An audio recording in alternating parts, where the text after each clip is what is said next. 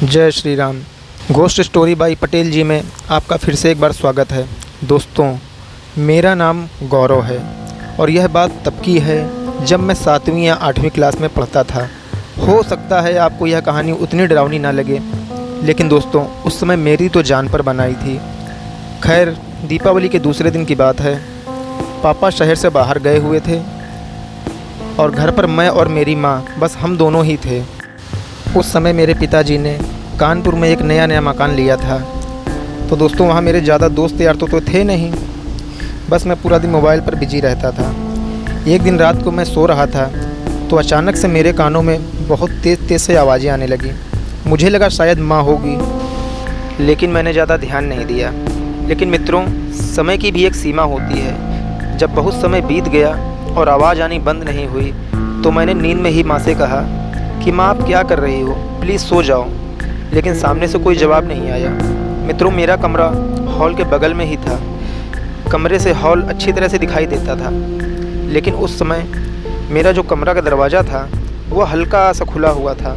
मैंने ध्यान से देखने की कोशिश की तो मुझे ऐसा लगा कि जैसे कोई 2 लोग हॉल में खड़े हुए हैं। और मुझे अच्छे से पता था कि वो मेरी माँ तो नहीं थी, क्योंकि माँ तो उस समय सो रही थी। लेकिन सोचने वाली बात यह है दोस्तों कि वह दूसरी औरत कौन थी। यह सोचते ही मैं डर गया। मैंने चुपचाप अपना चादर ओढ़ लिया। कैसे बताऊं आपको कि उस वक्त मैं कितना डर रहा था। जैसे तैसे करके मुझे कब नींद आ गई कि मुझे पता ही नहीं चला। जब मैं सुबह उठा तो मैंने मम्मी से पूछा कि मम्मी, क्या हॉल में आपसे कोई रात में मिलने आया था क्या? लेकिन माँ ने कहा कि नहीं, मैं तो रात में उठी ही नहीं थी। तो मैंने माँ से कहा कि अगर रात भर आप उठी ही नहीं तो वह दूसरी औरत कौन थी जिसको मैंने देखा था? माँ ने मेरी बात का कोई जवाब नहीं दिया। लेकिन उस दिन मुझे पता नहीं मेरे साथ ऐसा क्या हुआ कि मुझे नींद बहुत आ रही थी। बस इसीलिए मैं उस दिन जल्दी सो गया था।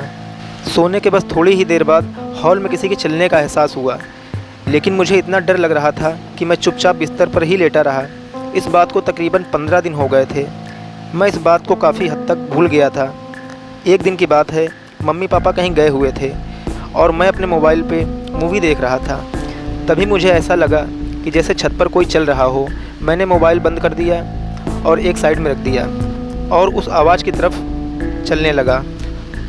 जब मैंने कान लगाकर सुनने की कोशिश करी तो मुझे पक्का यकीन हो गया कि कोई तो चल रहा था, लेकिन साथ ही साथ वो किसी से बातें भी कर रहा था। और मैं अचानक से डर गया, क्योंकि वो किसी नॉर्मल आवाज़ की तरह नहीं थी। मैं तुरंत ही डर के मारे अपने दोस्त के घर चला गया और शाम तक वहीं रुका रहा। मैंने अपने दोस्त को कुछ भी नहीं बताया, क्योंकि वो शायद मेरी बात का विश्वास ही ना करता। फिर जब मम्मी पापा के घर आने का समय हो गया तो मैं घर चला आया। मैंने जो कुछ हुआ था वो सब मम्मी पापा को बताया तो उन्होंने भी बोल दिया कि शायद तूने कोई डरावना सपना देखा होगा। फिर मैं अपने कमरे में चला गया और फिर कुछ दिनों तक ऐसा मेरे साथ कुछ नहीं हुआ। एक दिन की बात है, मैं अपने किसी रिश्तेदार की शादी में गाँव गया हुआ था। सब लोग वहाँ बहुत अच्छे से रहते थे। अगले दिन हल्दी की रस्म थी। सभी लोग बहुत खुश थे और मैं भी बहुत खुश था, क्योंकि गांव में मुझे बहुत अच्छा लग रहा था। फिर जब रात हुई तो मैं सोने चला गया। किचन के पास ही एक कमरा था। मैं उसी कमरे में सो रहा था कि अचानक रात में मेरी नींद खुल गई। और जब मैंने किचन की तरफ देखा तो मैं चौंक गया, क्योंकि किचन के पास चारपाई पर मेरी माँ सो रही थी। मैंने सोचा कि माँ यहाँ क्यों सो रही है। खैर, मैंने ज़्यादा ध्यान नहीं दिया। मैं चुपचाप सो गया। सोते सोते अचानक से मुझे ठंड लगने लगी। उस वक्त मुझे हल्की हल्की सी नींद भी आ रही थी। फिर मैंने जब दोबारा माँ की तरफ देखा तो मैं दंग रह गया, क्योंकि माँ वहाँ थी ही नहीं। मैंने इधर उधर देखा तो मुझे एक परछाई दिखी। उसे देखकर मेरी आवाज़ भी नहीं निकल रही थी। मैं काफ़ी देर तक बिना कुछ बोले वहीं पर बैठा रहा। उस वक्त मुझे कोई देखता तो यही कहता, इसे शौक लग गया है। थोड़ी देर बाद वो परछाई वहाँ से गायब हो गई और उसके गायब होते ही मुझे अचानक से झटके आने लगे। फिर मैं किसी तरह उठा और वहाँ से बहुत तेज़ भागा और वहाँ पहुँचा जहाँ बाकी लोग सो रहे थे। और मैंने देखा कि मेरी माँ भी वहीं पर सो रही थी। दोस्तों, मैं कुछ समझ नहीं पा रहा था कि आखिर ये सब हो क्या रहा है। खैर, सुबह हुई तो मैंने ये सारी बातें अपनी माँ से कहा, लेकिन माँ ने ज़्यादा ध्यान नहीं दिया। फिर मैं दादी के पास गया और दादी को मैंने सारी बात बताई। मेरी बात सुनकर दादी ने कहा कि बेटा, शायद वह कोई आत्मा होगी जिसकी शादी के वक्त ही मृत्यु हो गई होगी। तो मैं सोच में पड़ गया कि दादी का बात का मैं कितना यकीन करूं। तो दोस्तों, क्या दादी की बात सच थी या नहीं, आप कमेंट में ज़रूर बताइएगा।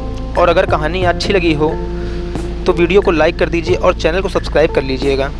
और अगर आपके साथ भी कोई ऐसी घटना या इंसिडेंट हुआ हो तो आप मुझे मेल या व्हाट्सअप कर सकते हैं। स्क्रीन पर दिए गए नंबर पर आप मुझे मेल या व्हाट्सअप कर देंगे तो मैं भी आपकी कहानी इसी तरह से सुनाऊँगा। आशा करता हूँ आपको कहानी अच्छी लगी होगी। तो दोस्तों, अगर कहानी अच्छी लगी हो तो प्लीज़ चैनल को सब्सक्राइब कर लीजिए।